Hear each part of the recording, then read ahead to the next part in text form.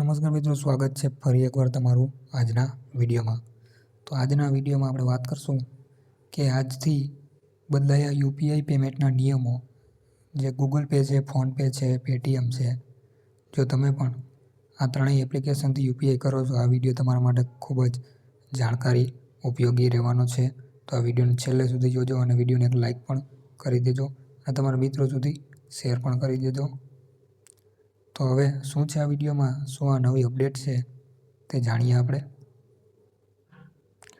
તો મિત્રો, આ ઓનલાઈન પેમેન્ટ આ નવા રૂલ શું છે તે ડિજિટલ પેમેન્ટ વધુ સુરક્ષિત બનાવવા માટે રિઝર્વ બેંક ઓફ ઇન્ડિયાએ નવા નિયમો લાગુ કર્યા છે, જેમાં તમે નિયમો અનુસાર ફક્ત તમારો પિન અથવા પાસપોર્ટ સ્કેન કરીને અને દાખલ કરીને ચૂકવણું કરી શકશો નહીં।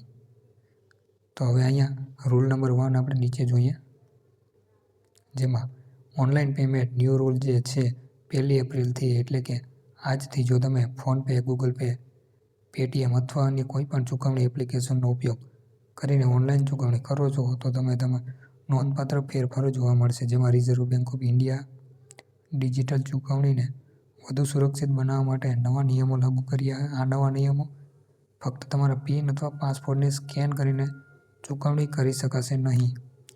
ચૂકવણી કરવા માટે તમે હવે 2 ફેક્ટર ઓથોરિટિકલને પૂર્ણ કરવાની જરૂર પડશે। તો હવે મિત્રો, આ 2 ફેક્ટર ઓથેન્ટિકેશન શું છે?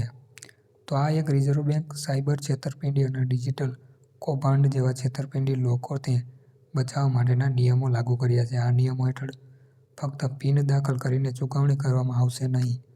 કડક પ્રમાણીકરણ નિયમો હેઠળ તમારે 2 અલગ-અલગ પગલાંમાંથી તમારી ઓળખ સાબિત કરવાની જરૂર પડશે।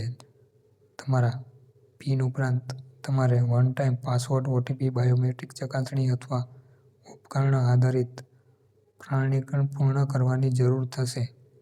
સરળ શબ્દોમાં કહીએ તો વપરાશકર્તાએ વ્યવહાર પૂર્ણ કરવા માટે ડબલ સુરક્ષા સ્તરે પાસ કરવું પડશે।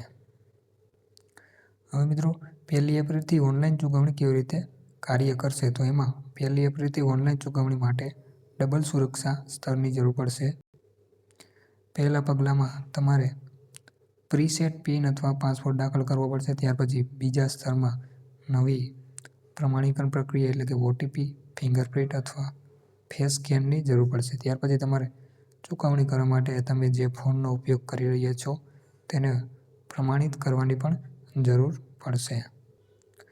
તો હવે મિત્રો, આપણે જોઈએ છીએ આનાથી ફાયદો શું થાય। તો આ ઓનલાઈન ફ્રોડને રોકવા માટે મદદ કરશે અને હેકર્સ તમારા પિન અથવા પાસવર્ડ સાથે છેડા કરી શકશે નહીં, પરંતુ તેઓ ફેસ અથવા ફિંગર ઓથેન્ટિકેટ કરી શકશે નહીં। તમારી ચૂકવણી ફક્ત ઓટીપી, પિન, બાયોમેટ્રિક અને ડિવાઇસ પ્રમાણીકરણ જેવા પગલાં પૂર્ણ કર્યા પછી જ પૂર્ણ થશે।